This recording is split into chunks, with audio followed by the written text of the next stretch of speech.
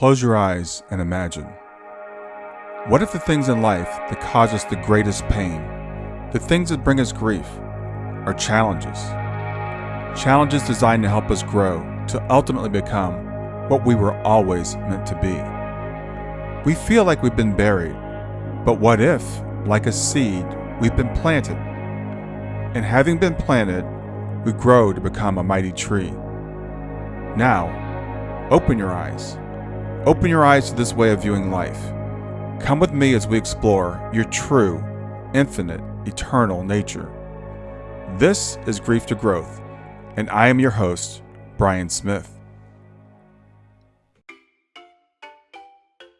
Hi there. Before we start, Brian would like to share a couple of things with you. First, did you know that Brian is a life coach, a grief guide, and a mental fitness trainer? Brian would love to help you with whatever life issues are challenging you. Brian has years of experience as well as training. You can contact Brian at www.grieftogrowth.com to learn more. Brian is the author of the best-selling book, Grief to Growth, Planted, Not Buried, which you can get on Amazon or Brian's website. This is a great book if you're in grief or to give to someone you know who is dealing with grief. Lastly, Brian creates free and paid resources for your growth. Go to www.grieftogrowth.com/gifts, www.grief2growth.com to sign up for his newsletter. Choose a gift just for signing up and keep up with what Brian is offering. And now, here's today's episode. Please enjoy. Hey everybody, this is Brian back with another episode of Grief to Growth. I've got with me today Zander Masser. He's an occupational therapist. He's a husband, a father. He's a musician, and he's the author of the narrative photography book, Unburying My Father. Zander's father, Randy, contracted HIV from using contaminated blood products to treat his bleeding disorder, and he died in 2000 from AIDS-related illnesses. 20 years later, Zander unburied 10,000 slides from Randy's career as a professional photographer, which prompted him to dig deeper into his father's life. And what started as a photography project evolved into a transformative exploration of living with and healing from grief. The book is called Unburying My Father, and it was funded by a successful Kickstarter campaign. Since then, Zander has delivered talks and workshops around the US and Canada, and has created several photography exhibits featuring his father's work. So I'm really excited to have with me today Zander Masser. Welcome, Zander. Thanks so much for having me. So first of all, what is a narrative photography book? What does that mean for people that aren't aware of that? Sure. So practically speaking, it is a photography book. It's like if you think about a coffee table book, when you flip through and there's professional photos on nice paper, it's kind of like that. But the difference is that there's an arc that tells my father's story. And the book is a little bit smaller than what you might think of as a coffee table book. And the reason I did that is that I want people to actually read it through. Oftentimes the coffee table books, we flip to a page here and there, look around and put it down, which is also fine. But my intention was for people to, read it all the way through. Obviously, I can't control how people consume my book, but that's my hope. And it's narrative because there are many, many voices that tell my father's story. So it's not just me. In the description, when you said, that I was prompted to dig deeper into my father's life, what that means is that as I unburied the 10,000 slides, and initially my intention was to create an archive and share his photography. But I thought, to me, his photography is really amazing, and it's an incredible body of art. And I think that anyone who appreciates photography and art would probably enjoy it. But I thought to myself, how can I share this if, he wasn't famous? He was a professional, it was his career, but not a lot of people outside of his circle and his professional circle knew him. So I thought, well, he's got a seemingly compelling story in terms of, how he died. But then I thought, well, I should tell his story, and then realized, wow, I don't actually know that much about my dad at all. Even though we had an incredibly close relationship. I was 14 when he died, and Mhm. I had, 14 amazing years with him. But I was a child, and we didn't speak as adults. We didn't really have adult conversations. And so as an adult, still to this day, thinking about my dad every day, it was like, I can't believe I'm, in my 30s and I actually don't know that much about my father. And so I basically created a list of around 40 or 50 people that I thought I could ask questions to about my dad, as a way to get to know him, but really as a way to tell his story in order to create this book with a more maybe wide appeal. Uh, Mhm. and I think with artists in general, it's helpful to know their background, because it it gives insight into, what their art is, why they made it that way, and it provides some substance, I think, to the art. And so anyway, I just, I received this incredible response where, like, every day for several months, these stories would flood my inbox about my dad. And, I would just sit there and cry and laugh. And, the thing that was so helpful about this, and why I use that term narrative so purposefully, is that I asked people to share stories with me. I didn't want them to like describe my dad, like, oh, he was small or he was funny or whatever. I Mhm. wanted to hear the stories that back that up.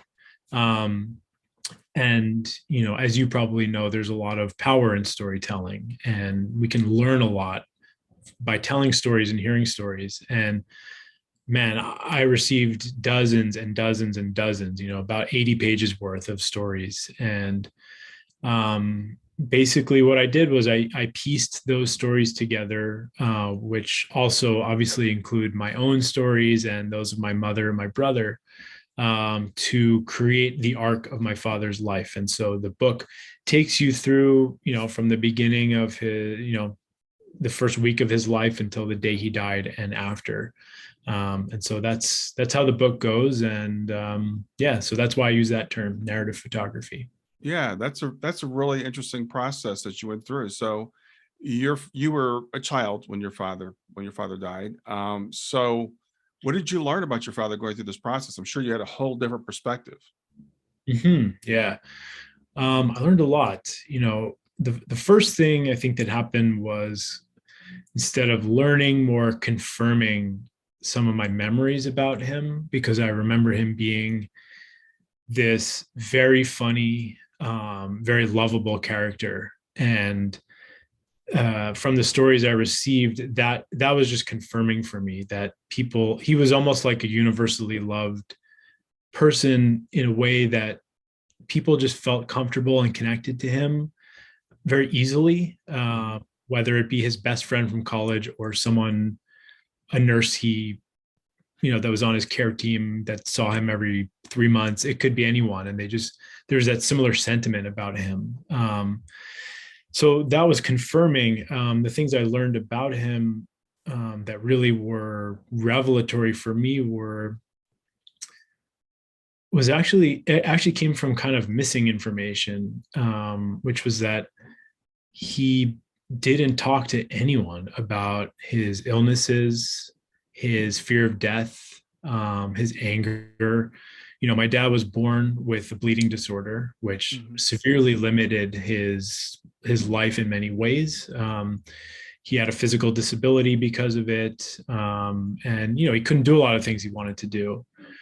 And then, using the medication to treat that disorder, he contracted HIV, which led to AIDS and led to his death. And so, you can only imagine how much must have been going on inside of his head, and in his brain and in his heart, psychologically and emotionally. And he kept that to himself. And one of the things my mom shared with me was that it was his wish to maintain positivity. And I use quotation marks for those who can't see me, Mhm. because what that looked like on a daily basis was total silence around the fact that in our household there was a person with a disease, infectious disease, a terminal illness. And so that was a huge piece that I learned about, was that my dad just could not, did not, would not speak to his family or his friends about it. And, Hmm.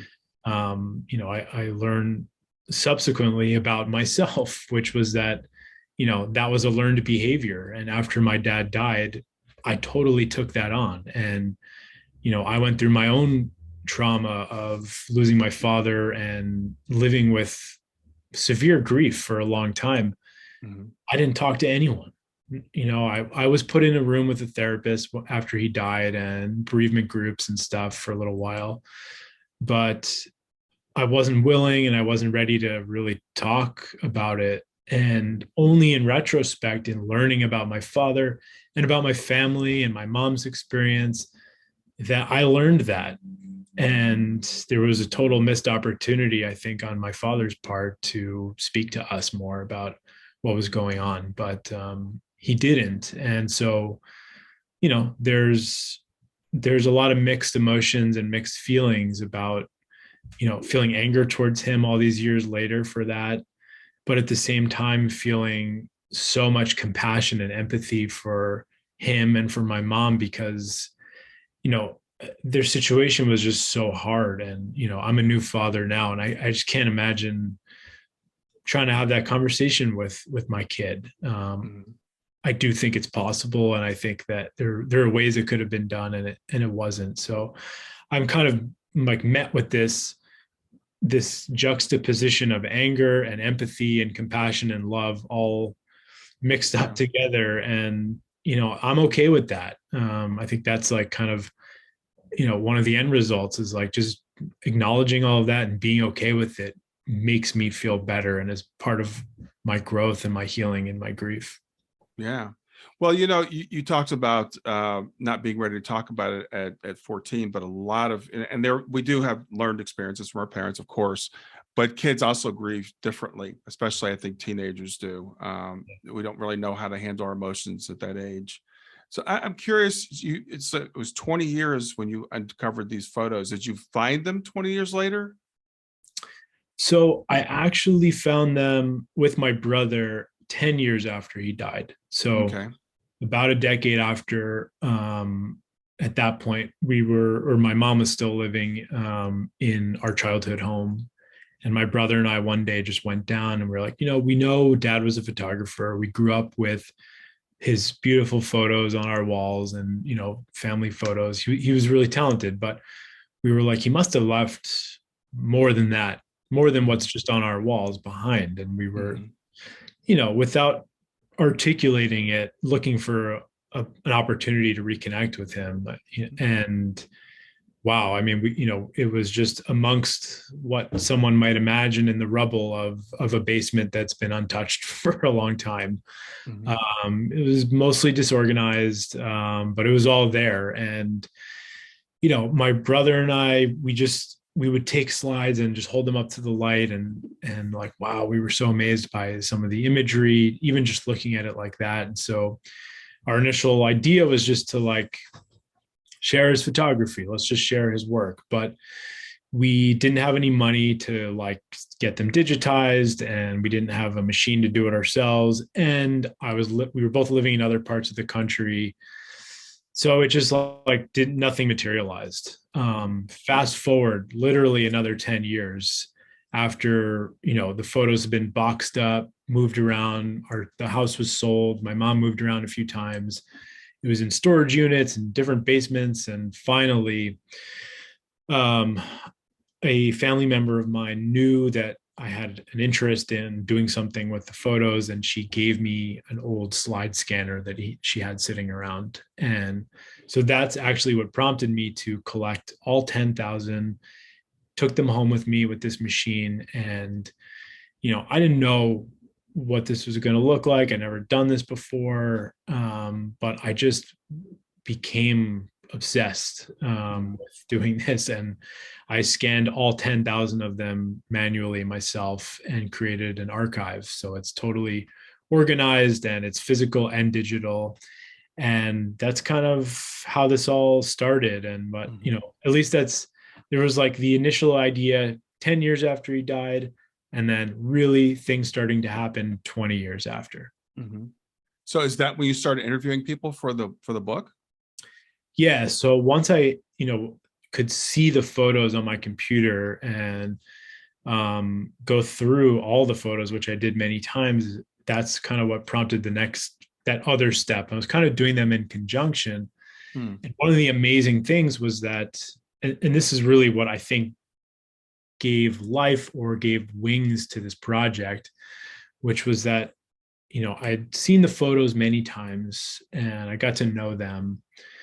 And as the stories flooded in, I started to see this connection between my dad's lived experience as told by people who loved him and the photos that he decided to beautifully capture with his camera. And so, one that always sticks out to me is this story that my dad's first cousin told from when they were like 5 years old or something, little kids. And my grandmother, my dad's mom, had planned to take my dad and his cousins to the Statue of Liberty. They were living in an apartment in New Jersey. And he's telling the story about how they were playing outside the apartment before they were supposed to leave. And my dad jumped off a bench and hit his knee, and his knee blew up like a balloon, which is characteristic of people with hemophilia.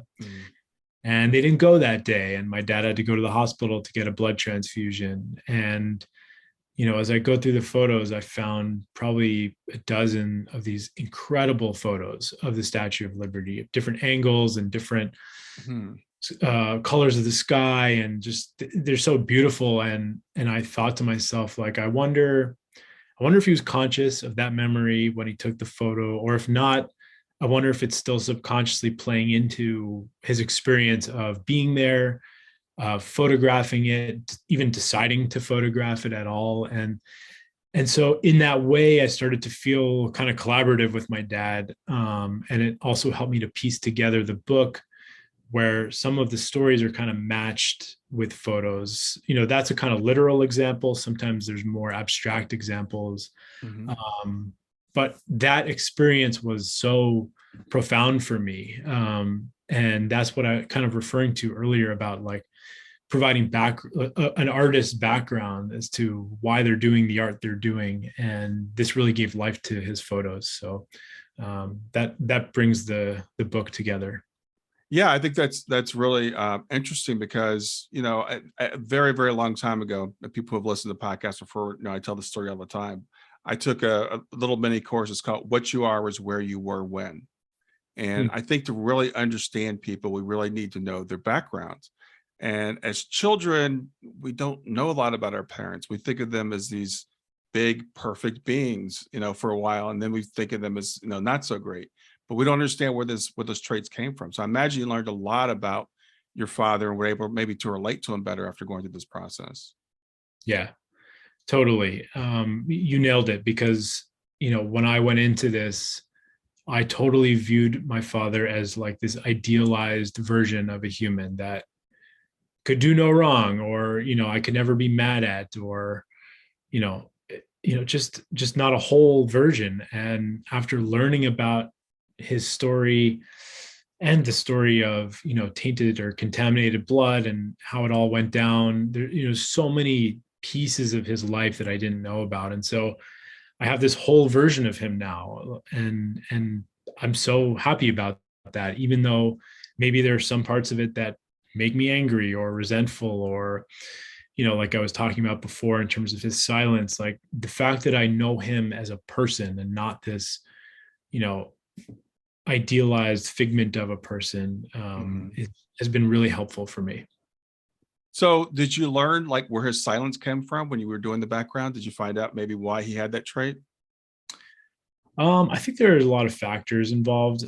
Not specifically, but I think I know that his parents weren't really open to kind of like being vulnerable and talking about those types of challenges.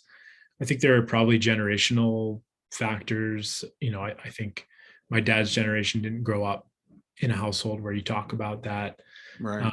And obviously, there's so much stigma around HIV and AIDS. He contracted it in the early 80s. So Oh, there was so much not known about it. And it was pretty typical for someone like my father to not talk about that with yeah. anyone. I acknowledge all of those things for Yeah. sure. How old was your father when he passed? He was 52. Okay. Okay. So, yeah. So, yeah, in the 80s, well, you're right. There was not a lot known about AIDS, and then there was a lot of stigma around it, even when we did find out things about it. So, I would imagine that played into, him not really wanting to talk about it either. Definitely. So, as we were talking right before we started recording, I think it's really interesting to talk to people about different types of grief and different grief processes. So, for the several years between the time your father passed, 20 years, and the time that you worked on this project, how were you processing your grief at that time?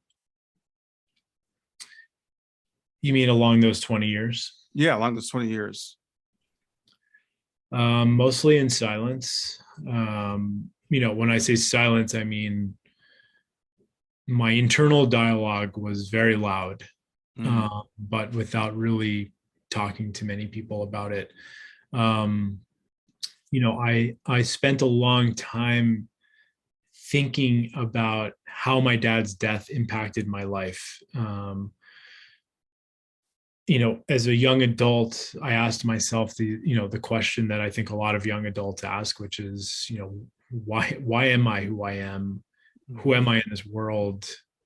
Existential questions, which are important to ask. The answer that kept coming back to me was, well, I am who I am because my dad died. Maybe I feel socially uncomfortable because my dad died, or because I'm grieving, or maybe it's hard for me to stay in one place. Maybe I can't let go of people. There's a lot of traits about me that I tied into my dad's death. Mhm. One of the things, I'll jump around a little bit here, if that's all right. Yeah, sure. Great. One of the things, after the 20 years, and one of the revelatory aspects of this project was that it allowed me to see that my father's life impacted me so much more than his death. Mm, And I could only know that by learning about his life and how he lived and what kind of person he was. And looking back now, all those years later, it was like, why was life left out of the grief work for me? Like there was so much talk about how to deal with death. mm. Where's the life in that? And it just got left out. And I think I don't know how common that is, but I feel like it is common, because we try to learn coping mechanisms or ways to process death, but I think the best way to process death is to focus on life. And I've only kind of learned that fairly recently, but it's never too late to learn that. I spent every day, and I still do. I think about my dad every day. It's never gone away. So, the idea that people move on, or, you got to keep busy and forget about the past, these tropes that we all Yeah. grieving Yeah. people hear is, they're not true, and they're not helpful. I think other ways that I was processing was, using alcohol, using drugs. I wasn't in like any trouble per se, but I think I was using too much to a point to maybe numb myself a little bit. Mhm. Kind of a bit of some classic behavior, I think. Yeah. Yeah. So yeah, it's been a long journey, but I've come to a good place. Yeah, and what you said that was so profound. I just want to echo that back. The thing is, a lot of times where we're a group, we do focus on the death, and we focus on the bad things. We focus on the illness, so we remember people that way, and we forget about the great years, the great time that we had with them. And this process, I guess, kind of forced you to look at your father's life as opposed to focusing on the end. Definitely. And to add on to that, my dad certainly lived with grief while he was alive. He lived with a lot of loss, and his loss was not death, but it was loss of his capacities. The loss of freedom to do whatever he wanted to do, and a slow deterioration. Yeah. But he was not ever known as being a sick person. He did not identify as an angry, bitter, ill individual. He identified as an artist. He was known as a person who gave love and light everywhere he went. Mm-hmm. And so that's kind of analogous to what we're talking about, is that, even in grief, the life needs to be there. And it can overpower the grief, or at least, give a positive spin to it. Yeah, you're right. And I think fortunately we're getting to that. I think in grief work with people, where there's the term that's used now, it's called continuing bonds. And in the old days, it'd be like, okay, that person is gone. You're never going to see them again. Your attachment is unhealthy. So let it go and move on. And we realized that doesn't work. As you said, you were a child when your father passed, and 20 years later, you still think about him every day. And I think it's healthy. I think it's fine, as long as we can put their life in perspective, and we're not allowing it to hold us back from our lives, and using it as an inspiration to move forward. I think this tribute you've given your father is just awesome. Well, thanks for saying that. And I love the term continuing bond, because that's exactly what this project has done for me. And it's like, if I go back to your question about how I was processing for 20 years after, it was like, I felt stalled, it was like a stalemate. I just stayed in this one quiet place where, I just talked to myself about how shitty it was that my dad died. And now there's just so much life involved in how I think about him. And specifically in terms of continuing bond, because I have this project, and because it's the book, and I'm also presenting it as a photography exhibit. I'm giving talks, I'm giving workshops, I'm very active with it. My dad and I are currently interdependent on each other. And in order to share his photography, he needs me to tell the story. And I think in order for me to tell the story, I need his photography, because they go hand in hand, and they make each other more compelling.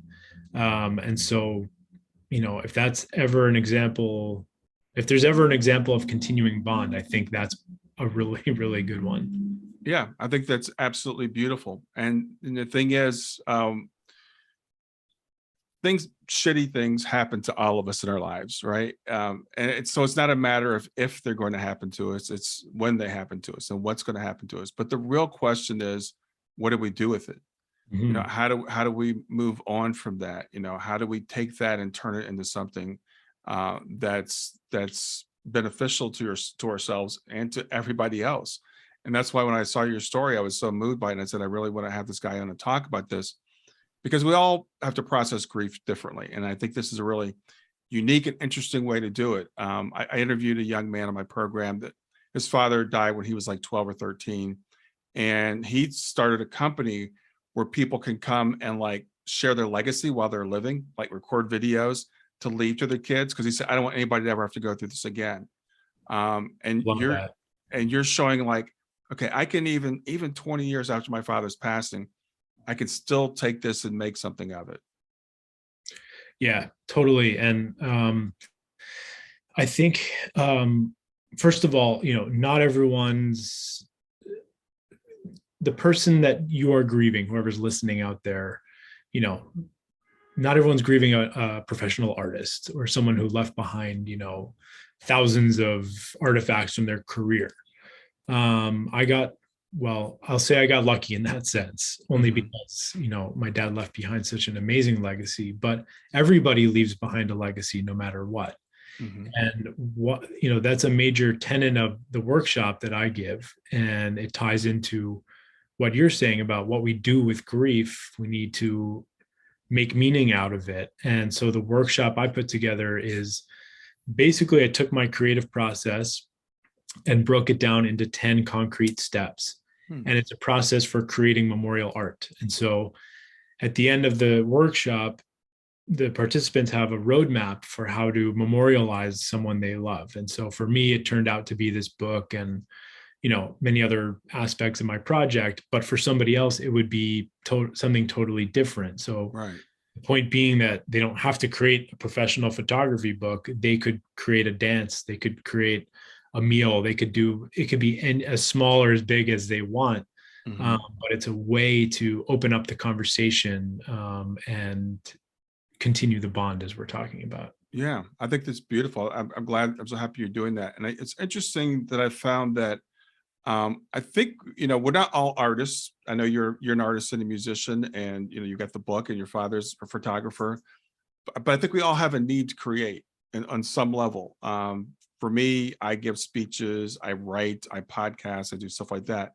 I think we all have that kind of that desire in us, but we have to find out what works for us. What is our outlet for our grief? And I like bringing people with different examples because again, no one's going to follow your exact path, but Right. they can be inspired by what you've done and say, what would the legacy be for my loved one? What did they leave behind, or how can I learn more about them? The idea of I think it's brilliant for you as a child when your father passed to say, let me talk to people who knew him when he was young and let me get some stories because the few stories I have about my parents, it's really helped me to understand them, and it helps you to forgive. I think I don't know how you feel about that. Yeah, I definitely agree. And it's interesting to hear stories from other people because I think they tell the stories that our parents just won't tell us. Yeah. Like if I asked my parents those questions, maybe they wouldn't answer, but or they'd give different answers. So, it also just places them in the world outside of you. Hmm. It's Yeah. my parents existed for a long time without me and they had this whole life. And it wasn't always all about me because when you have a kid, it's all about the kid, Right. Right. Um, so, and also just the simplicity of reaching out. It's a simple concept. Who knew my dad? Okay, I could think of many people off the top of my head. Maybe not everyone has a huge social network, but I think we can all think of a few people that knew the person we're grieving. Hmm. And what can I ask them? Hmm. And leave it open. And Hmm. the cool thing too, there's so many layers to this, but when I started to speak to some of these people, it led to these deep conversations with them, not necessarily about my dad, but maybe about their life or about my life or, what it was like for them to experience my dad's death or someone else. It just turns into something else. And just those interactions alone felt worth it to me because Hmm. at the core of this project is like I'm trying to connect and I connect a lot of dots, but I want to connect on a deeper level. And I've never been able to do it just by sitting and talking about it because I wasn't equipped or I didn't know how. But this project has opened up the door to conversation for me. And that's what I want other people to know, especially if they take my workshop, is that the outcome is that if you have a hard time talking about your grief or your loss, here's a concrete thing. You can go out and make it and then Hmm. talk about it as Yeah. opposed to like, here's what happened to me, or here's how I feel right now. Here's a really cool thing I made. Here's what it's about. And it opens up the conversation in I think, an easier way. Yeah. And I think the process is, I don't want to put words in your mouth, but maybe as important as the final product. Yeah. The process, those conversations and getting to know people, because we tend to think of people as one dimensional. We look at them from our point of view. If it's a parent, then that's my father. If it's a child, that's my child. If it's, and we look at people as and their relation to us, but people are multifaceted and everybody views them a little bit differently. And by talking to multiple people, you can kind of fill that picture out as to who this person really is. Totally. And that's one of the major points in the workshop is, trying to encourage variety in people.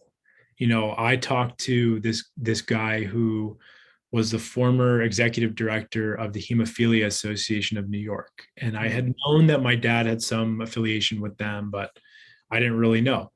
This guy told me that my dad was an active board member for over 20 years. He was their vice president, that he ran youth groups for young adults with bleeding disorders, that he counseled young families, and that he advocated. He wrote letters to politicians to advocate for people in the bleeding disorder community.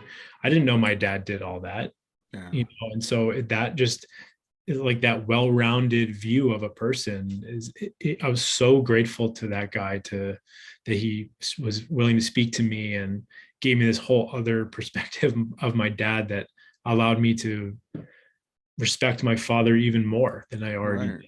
Right. And that's the thing. We don't know what we're going to learn. My daughter was 15 when she passed, and she lived with us her entire 15 years. And we homeschooled her. So I saw her every day, and I worked from home. So I had such a connection with her. But when she passed and people came and told me stories like Shayna did this or Shayna did that, things that I didn't know, because we don't know everything about a person. And those things can be so touching to find out that the person that we love and respect is like even more than we knew. Yeah. Totally. And anyone can do it. I really believe that. I want to empower people to just know that even if it's just one person that knew the person that you lost, it's worth it to just ask a few questions, even if you're not going to make a big project out of it. It's that part of the process that's really important. Yeah. And I think some people will be intimidated and say, well, I don't, I'm not creative. I can't come up with a project. And again, I encourage you to do it anyway. I had a client that she was a life coaching client, and I'm not even sure how we started, but we were just talking and she goes, what I really want to do, I want to leave a legacy. I think I want to write a book about my life. So we went through a process, and it was a few months. Every couple of weeks we get on a Zoom call, and she would tell me another little piece of her life.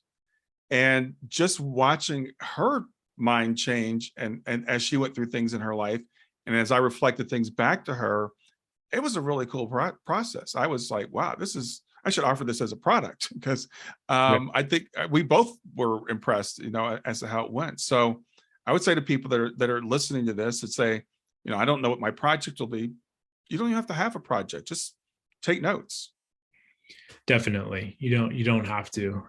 But I like what you said there, because it kind of ties into, like, you're talking about this person wanting to leave their own legacy. Well, one of the major turning points in my project was when I decided to share my story. And I'm not necessarily viewing it as my legacy, but it's part of my legacy. It's my experience of my dad and my experience of his death, because I had all these stories from his friends, from his family. I got amazingly vulnerable stories from my mom and stuff from my brother. And then it was like, now it's time for me. And my initial intention of this project was never to be about me at all. But as soon as I started to share my experience, first of all, just the catharsis of writing it down on paper or, on a computer document was mind-blowing to me, because I shared story, and, it was in that theme of storytelling, narrative.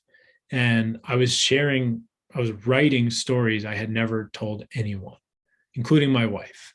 And that is, to me, that was like the hook that really brought this project together. And it started to just be about me and my relationship with my dad. Right. And I was surprised that I was doing it. And I was surprised at the impact that it was having on the story as a whole and the project. And when I would tell people about it or share it. I think for people who are listening and are interested in, maybe doing a project about their person, one way to make it easier is to tie yourself in and share your story and your relationship with that person. And one of the things I encourage my workshop participants to do is, one of the steps is called You. And it's to write down or share a story that you've never or rarely shared with anyone. Hmm. and it's really powerful and it can have a lasting impact. And so I really have rolled with that approach with this project in many different ways. And so being vulnerable is a whole other aspect of this. Yeah. Well, it is really interesting that you said you started this out to be about your father and as a tribute to him. That's really cool. But it also shows how we're all inextricably related. So you couldn't do this without including yourself in it. And now it's, as you said, you're the voice now. You're the face of the project. So you've got to come out and do this. Yeah. And it shows. I love the intergenerational aspect of it, because as kids I have two children. One's in spirit and one's still here. And I always tell people you should always have at least two children, because you'll realize that you don't create them, that they come in with their own stuff. Mhm. But on the other hand, we do pick up a lot from our parents. And I think, and I'm 60 now, 61, and I still realize how much I picked up from my parents, whether I like it or not. Yeah. So something like this project can kind of help you see where he came from, where you came from, and how you relate. Yeah. And there's a healing nature to that, Yeah. understanding yourself. Yeah. The only way I think it's healing to understand oneself. And like you said, I think the only way to understand oneself is to understand where you come from. Mhm. And so when I learned these very difficult, vulnerable stories about my mom and my dad and what it was like for her to be his partner and his caregiver, and then how they dealt with that, it allowed me to rethink what my past was. And that carries over to my present and my future. Yeah. And it allowed me to build empathy and compassion and just understand how important it is to know someone's story before you judge them, even though we shouldn't be judging anyone, but you can't unless you know what they've been through. Yeah. Well, I truly believe the more that we know about a person, the less we judge them. And I believe if we knew people perfectly, we wouldn't judge anybody. Yeah, I agree with that. So, how old? You said you have one child now? Yeah, I have a daughter who's 15 months. 15 months. Okay, so you're just getting started on this Yeah, journey. I'm fresh. Yeah. Although I So, don't feel very fresh. well, 15 months. That's rough. So, Yeah, how do you think this project will impact your fathering of your child? that's a great question. I think about that a lot. Um, and I write about it a little bit in the book. I think that, you know, first of all, I want to have a household with open communication. And what that means is that I don't believe that, parents should or need to share every detail of their lives with their children. But I do think that if there's something in the family dynamic that is impacting or will or could impact everyone, it needs to be talked about in a tailored way. So we don't need to say, like I said, everything all the time, but I think conversations can be tailored to children so that they can understand what's going on in their parents' life. Hmm. So I want to be conscious about that. If I'm stressed or anxious, or if there's something going on, it's impacting my relationship with my child, well, then I need to tell her what's going on. Hmm. Um, but I also want to encourage her to express herself and share with me and with her mother. And one of the ways that I want her to be able to do that is through creativity, and for her to understand that using creativity is a valid way to express emotions, to express feelings. And, like if I go back to my father, he didn't speak to people about what he was going through. But if you look at his photography, and I say this all the time, there's so much human emotion in his photos. I can sense a man who is feeling a lot, and a man who is introspective and thinks a lot about life and about people and human existence. And, I think that I want to encourage my daughter to express creatively, and that there's like the creative part and then there's the talking about it. And it kind of goes back to like what I was saying before about my project, about how, or creating any projects that opens up the doors to conversation. And so, Mhm. I want to give her the tools to create, whether it's music or photography or art, whatever it is. So, creativity and communication um, need to be consciously thought about and encouraged in the household. Yeah, I think that's awesome. And I like what you said. It really has to be both. Some people that are very artistic, they pour themselves out through the art, and they're usually deep feelers, they're deep thinkers, Yeah. but they don't, but they, other than their art, they keep it bottled up, and it drives them crazy. We also examples of artists that just couldn't handle this world because they just didn't know how to really connect, and make that human connection. Yeah. Produce beautiful art, beautiful music, and but just can't, again, make that connection. So I love the fact that you've got the realization when your daughter's 15 months old. I think it's so important that we reflect. And I tell people we can make choices. From our parents leave us legacies, and we do tend to go that way if we don't think about it, but we can also make conscious choices, and that's what you're choosing to do. Yep. Absolutely. So tell me, you touched on it before, tell me a little bit more about your workshop that you put on. Yeah, so I've been to a few different conferences around US and Canada. I do, so I have a talk, like an author talk, or it's kind of like a keynote Hmm. and a workshop. They're two Okay. different things, but they kind of go hand in hand. They don't have to. But the workshop is called Unburying My Grief, and it's a process for creating memorial art. And so, like I said before, I took my creative process, broke it down into 10 steps. And so at every step, there's an actionable item. Sorry, there's a bit of noise. I'll wait till this truck passes. Urban living. Yeah. All right. So it's heavy on writing, although, when someone creates their memorial art, it doesn't have to be a written piece. But just the act of writing alone shows people that they can be creative, because writing is creative. So Hmm. that's a start. And then at the end of the workshop, when they do all 10 steps, it comes with a workbook, and they've got like a roadmap for the steps that they can follow to create their own art. And so, yeah, and it can be delivered in kind of different ways, like a one single session or multiple weeks. And then the talk is a 45-minute kind of deep dive into the creative and emotional process that went into making my project, and Hmm.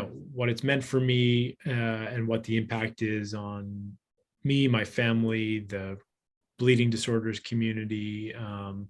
There's lots of different avenues it can go down, but Hmm.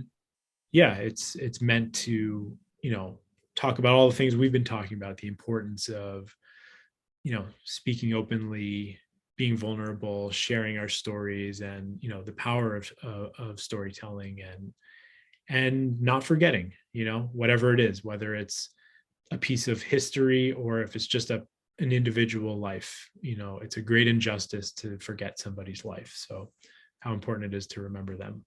Yeah. Well, it's interesting because I think sometimes people, when they go through grief, they try to forget maybe, or they say, I'm going to put this aside, but you really can't. You might as well lean into it. Yeah. And it's gonna come get you at some point, whether it's, I talked to a woman, I think it was 18 years after her son passed, before she was really able to turn and face it and deal with the grief, but it's going to be there. Um, you mentioned your family. What's your family's reaction been to your project? How's it changed the family dynamic, if at all? I mean, they've been incredibly supportive of me. My mom especially shared such amazing vulnerable content that is in the book.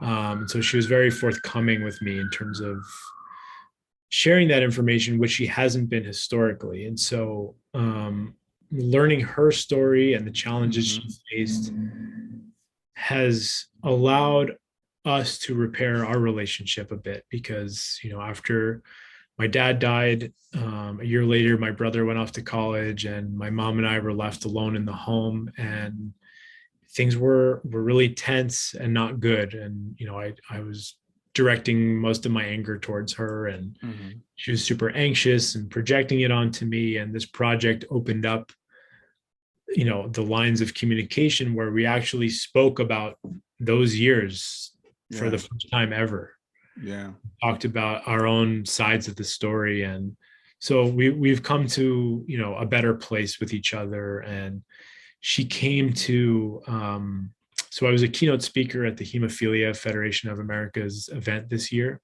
Mhm. My mom came with me, and it was amazing for her because she met for the first time other spouses and people who lived through the same tragedy that she did. Yeah. And there were a lot of people there who wanted to actually hear from her more than from me.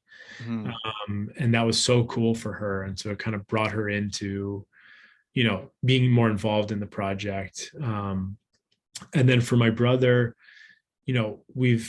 as I've kind of like had some of these revelations about our parents and my dad and the things our family went through, as I share them with him, he kind of has the same revelations by proxy. And we've had some really great, deep conversations about, just understanding our family dynamic and why it was the way it was and why it is the way it is now. And, we've been able to share in that. And he's been involved in the project in terms of just like I always run things by him and consult with him and ask his opinion, and his voice is very much in the book. His voice actually opens the book, Mhm. with this dream that he had on the morning that my father died. And Mhm. it's a powerful way to open the book, and he's a really good writer. So it's been good for our family, Yeah. absolutely. But I think I was prepared and ready to be vulnerable publicly, whereas I don't think my mom and my brother would have chosen to do that. um, Mhm. but they're cool with me doing that and sharing my family story publicly. Yeah, it takes someone to go first to open up and be vulnerable, and kudos to you for being that person to open that door. And My parents are still here, and my mother and I had some issues when I was young, and but I'm glad that she lived long enough and I lived long enough that we could have conversations about these, some things years later. And one of the things that I realize is that our parents do the best they can. Yeah. They're not perfect people. They have their baggage, they have their issues from their parents and stuff. And my mother and I shared some of those things, and I'm really glad that we did. So I'm glad you had that opportunity as well. Yeah, it's special and it's important. Yeah, it is. And so for you to put yourself out there, and to be vulnerable, and to take on this project, as people are listening, and what you think of all the different levels of healing that are going on as you're doing this, yourself, your relationship with your father, your relationship with your brother, with your mother, the way that you're going to interact with your child. And this is all part of your father's legacy. Yeah. It's and so and you talked earlier like, well, this isn't about me. But another thing I realize is most people don't realize, intentionally or not, we're leaving a legacy. We're all leaving a legacy, and most of us are having a much bigger impact than we think. And I don't know if you know much about my podcast, but I interview a lot of people that had near death experiences, and they talk about having this life review, and they realize the impact that their life has on people. And they're not special people. I'm not a special person, but we all have a bigger impact than we think we do. So I see your father as I'm talking, I just see ripples going out and touching so many people. Yeah. Well, I appreciate you saying that. And I agree. It's very much multi-layered, and we all are multi-layered. Every story is. So you're right. Whether we want to or not, we're impacting each other. And so we gotta share with each other. Yeah, well, it's really fun for me to explore those connections, and again to just think about how we're all so interrelated. And sometimes, like I said, sometimes I'll feel alone. Sometimes you feel like I'm not making that big of an impact on the world. I'm just to this or I'm just to that. But your project just illustrates that so well. And so when people get your book and they look at your book and they think about your father, it's not just about him. It's not just about you. It's about all of us. Yeah, absolutely. Yeah. So where can people find out more about you? Sure. So the website is called randymasserphoto.com. Randy obviously was my father. Mm-hmm. You can also just Google Unburying My Father, which is the title of the book. Mm-hmm. You can find me on Instagram. It's just my full name, ZanderMasser, Zander Mm-hmm.